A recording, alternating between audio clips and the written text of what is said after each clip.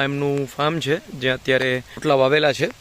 પછી એની ઉપર તે લોકો ભેટ કલમ અથવા તો ખૂટા કલમ લગાવતા હોય છે. આ બાજુ કલમો રેડી છે. આ બધી કેસર કેરીની ફાર્મમાં નારિયેળી પણ આપે છે. તે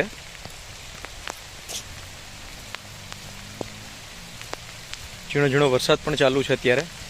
આપણી સાથે ગઢિયાભાઈ પણ છે. ઘણી બધી કેરીની વેરાયટીઝ છે. બ્લેક કસ્તુરી, રેડ સ્ટોન, મિયાઝાકી જે જાપાનની સૌથી ફેમસ છે. 1 કિલોના 3 લાખ રૂપિયા છે. ખેડૂત મિત્રો, આજે આપણે તાલાળા ગીરની અંદર રામેશ્વર નર્સરીની અંદર છીએ, જ્યાં આપણને અલગ અલગ પ્રકારના કેરીના રોપ મળે છે, કલમો મળે છે.